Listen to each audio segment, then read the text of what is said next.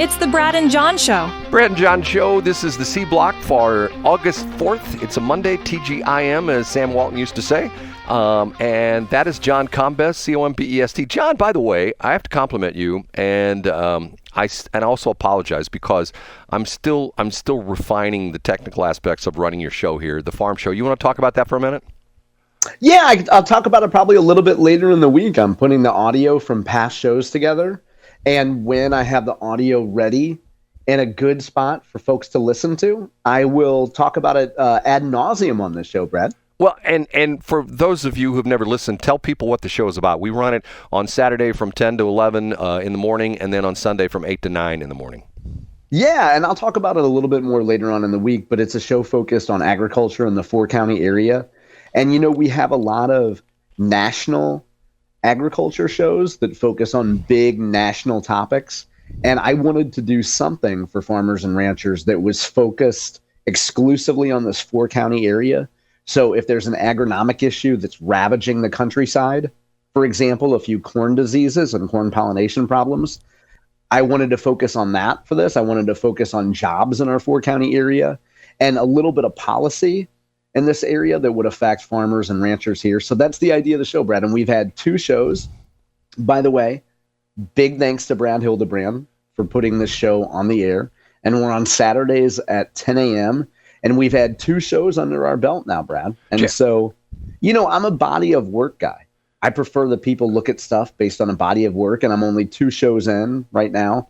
But it allows me as well to be able to get back to agriculture. You know, I worked at Monsanto and Bayer for 12 and a half years and have kept a lot of very close connections and an eye on that industry. So I think what you and I are doing there, Brad, by putting the show on the air is giving farmers and ranchers in this area the opportunity to have something that's actually local in this four-county area that they don't have now. Well, John, a couple of different things I'll mention. First off, a lot of people don't even realize there's a lot of farming still going on in Jefferson County, Franklin County, Warren County, St. Charles County, even St. Louis County. There's still farming. Matter of fact, it's sort of funny when I say that. People go, there's no farming in St. Louis County.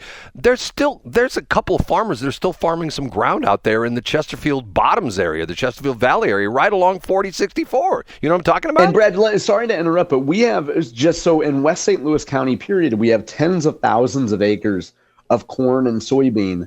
And now that doesn't compare to the sheer volume of numbers, but that's a lot of crop acreage out here, Brad. And when you look at just Warren County, Franklin County, St. Charles County, and West St. Louis County, we have more than 100,000 acres of soybeans. We got 75,000 acres of corn. We have tens of thousands of acres of wheat. And if you're not involved in agriculture, you drive past it and you say, oh, look, another cornfield.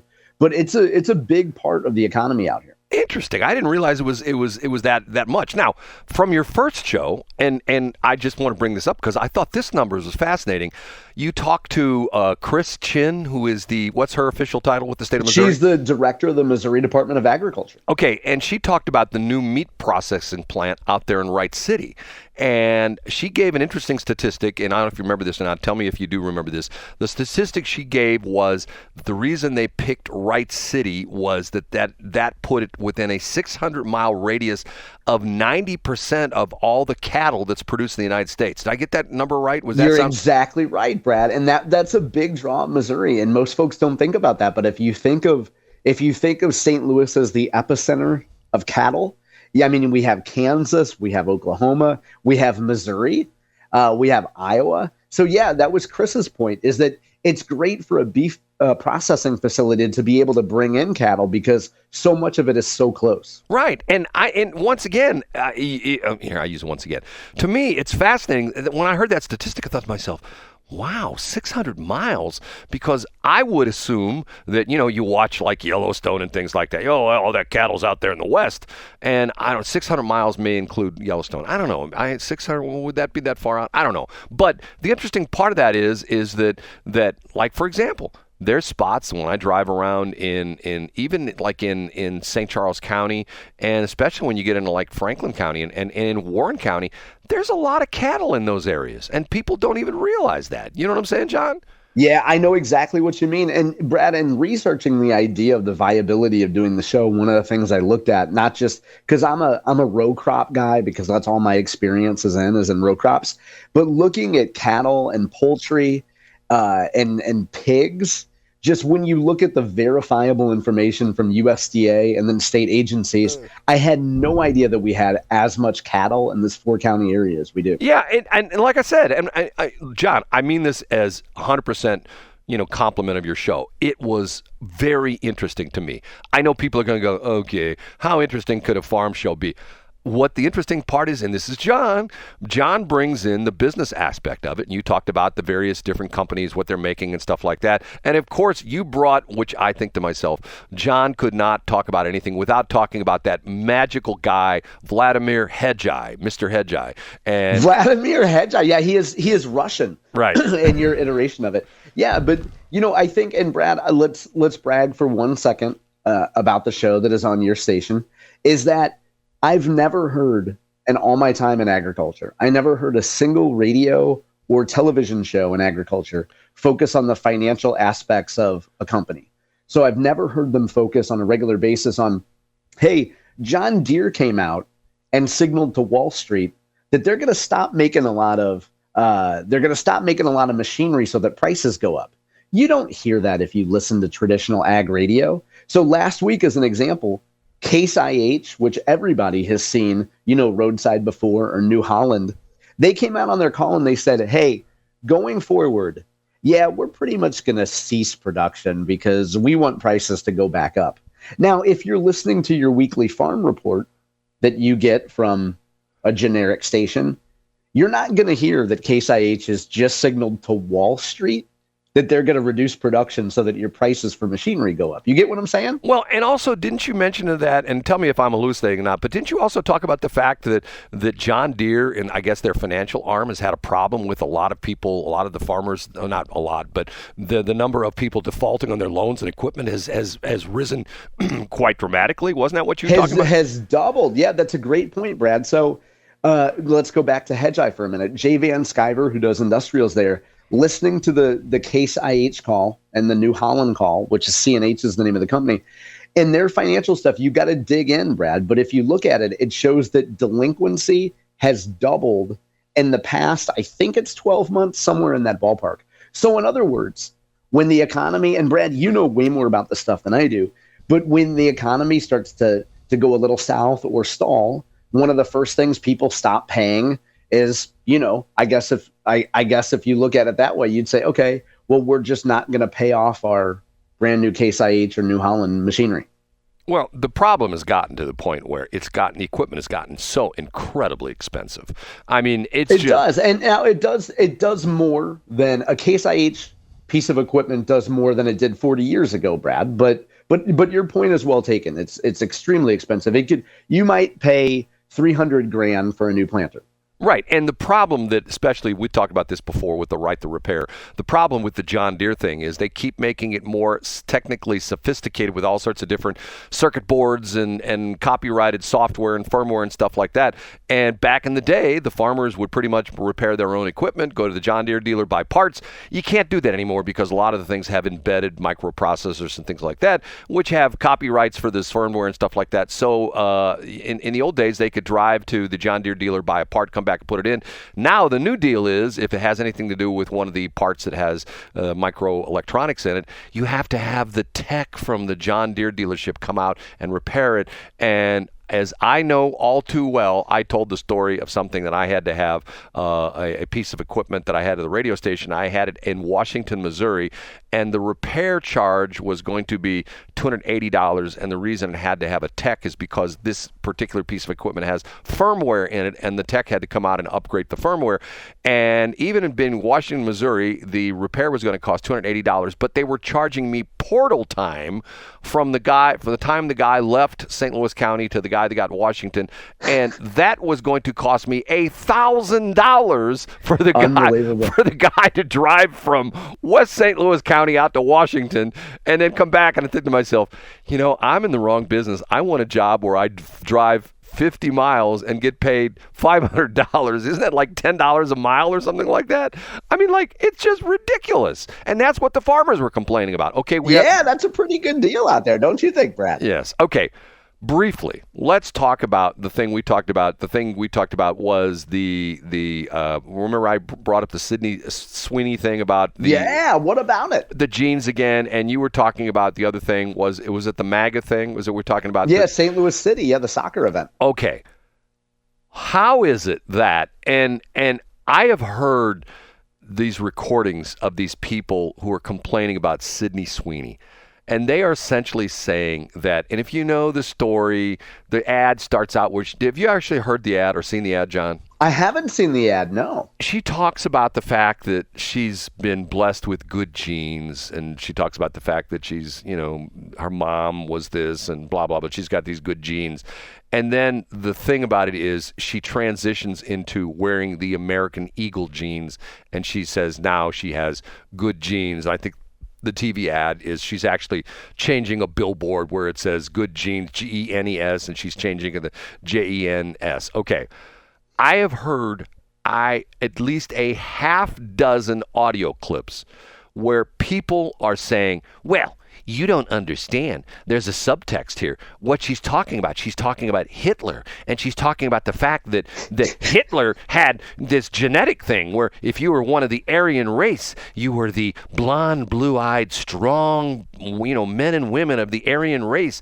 And what the advertising is talking about is Sydney Sweeney is talking about that if you don't have certain genes, you're not going to go anywhere, and you're a subclass of citizens of the United States. But if you have the approved Nazi-style genes, I'm going, give me a effing break. How in the world do you, talking about the 6 degrees of separation of Kevin Bacon, I think that's like about 600 degrees of separation, John, wouldn't you say? Yeah, I'd call it a logical leap for sure. But it's just another example, Brad, of being able to take something. Everything with Trump derangement syndrome ties back to white, Christian nationalism, things like this. So it's taking a beautiful woman who looks good, who men look at and say, wow, that's a good looking woman, and being able to disparage her and say, you think that it's about a pretty girl in jeans, but it's not. It's about racism. Well, and, everything is about racism. And the interesting part of this is the articles I've read that are sort of like making fun of this. They go back in history. Okay, let's take a look at J-Lo, and let's take a look at the Calvin Klein jean ads. Yeah, remember? And nothing comes between me and my DoorDash. Right, exactly. All this kind of sexualized stuff with jeans and things like that, and it was like no big deal. But what you and I talked about last week and the week before is, and I think you gave the great analogy to this, is that the article I read, which was fascinating, that talked about the fact that the companies, lost their way. And like example of that would be Bud Light. The Bud Light drinker is essentially, a hardworking guy who gets home after working a shift, maybe he puts in some OT. He goes home, and what's he want to do? He wants to open up the fridge and crack open a couple Bud Light cans, right? Or go to the bar. That's exactly right. Yeah. Go to the bar and have a couple Bud Lights. And the idea being is, if you saw the ads, it showed everyday people doing everyday things. And even the classic ads, which I've resurrected once, the greatest American hero, or that was the first, and then they changed it to Real Men of Genius, things like that, where essentially they're chronicling the average guy, what he does and how he really is the hero. The guy who does this job, and they make fun of it. It's fun. But when Dylan Mulvaney shows up on the site and people go like, okay, I'm a Bud Light drinker, but I'm not a Bud Light drinker anymore. And we talked about the fact that the models they were using were plus-size models. Nothing against plus-size models, but the idea being, and you brought up the point that when you show a beautiful woman or a handsome dude wearing nice clothes, that is, what's the word, John? You started out, it's an A, I'm going to feed you this. What? And you brought that up, and I thought that was excellent. Aspirational. Exactly, because you look at those people and you say, I want to look just like that guy. Men would say that. I want to look just like that guy. Yeah, exactly right. And we use the example, you walk into a gym and you see a good-looking man or a good-looking woman in the advertisement, and you say, okay, if I hire a personal trainer, I could look like that. Exactly. And to the point, it's aspirational. And that's what marketing is about. You go to cars. And the thing that's bizarre about this is the ad that gets the award for the most bizarre, weird, strange ad is this bizarre, crazy ad that came out from Jaguar at the beginning of the year. Remember that? Did you see that crazy? Yeah, you told me I hadn't seen that until you, I don't think. And you watched it, right? Yeah. And do you think, would you buy a Jaguar after watching that ad? No, I thought it was bizarre, right? Yes, it's bizarre. And I don't remember exactly what happened, but I remember being confused. They never show a car. It's just these weird looking people walking around doing strange things. It's like, okay, aren't you selling cars? I mean, and the bizarre, weird part of that is, we talked about this, me being a card guy. I don't know if they started back up again. Jaguar shut down production for a whole year. They didn't produce any cars. And to the point where it's like, okay, you're a car manufacturer, you're not manufacturing cars. Instead, you're doing goofy TV commercials, and you're showing this. And if you see the model of the new car they've got out, it's just weird, bizarre-looking car. It's like, okay, who's going to buy that? Now, having said that, when the Cybertruck came out, people go, okay, that's weird. Who's going to buy that? And that's been a pretty decent seller for Tesla. So maybe people are buying the weird-looking Jaguar. But I find it fascinating. These companies are losing. I mean, you and I talk about this all the time. Brands, brand identity, the value of a brand. Why do you want to destroy your brand? I don't get it. Yeah, I think a lot of times, Brad, it's the stuff that we don't see. And if you have a new ad agency coming in or a new marketing director coming in, think of, we saw this. This is what caused the Bud Light thing. You had a new person come in, and the woman that took over the Bud Light account said, we're getting away from frat boy humor. And so if you want to make a brand new splash and you're a new agency or a new creative director, you say, we're going to blow up everything that was in the past, and I'm going to make my own mark, and we're going to do it my way. And that's what you see. John, I'm not a Bud Light drinker, but I am a frat boy humor guy. To the point you where, and I both are, Brad. Right. And you and I both know that Jaguar should just hire Brooke Shields, and she should sit naked in a Jaguar and say, nothing comes between me and my Jaguar. Nothing. And then in the shotgun seat, it should be Sydney Sweeney late naked and saying, I've got good genes and I've transferred them by contact to this Jaguar. Go and buy it. Matter of fact, that's almost perfect. The truth is, Brad, she should move from the passenger seat to the back seat with me. And she should said, and the Jaguar's company has hired me, and every new Jaguar that comes off the line, I've sat naked in the driver's seat of that new Jaguar. God. And that's why Can you imagine how many men would learn the taste of leather? Right, and that's why they would sell a gazillion Jaguars. People go, oh my God, I bought a Jaguar that Sydney Sweeney sat naked in. I'm buying one of those Jaguars, right? Well, Brad, you have successfully cured my low testosterone this morning. Thank you. Say goodbye, John. See you tomorrow, Brad.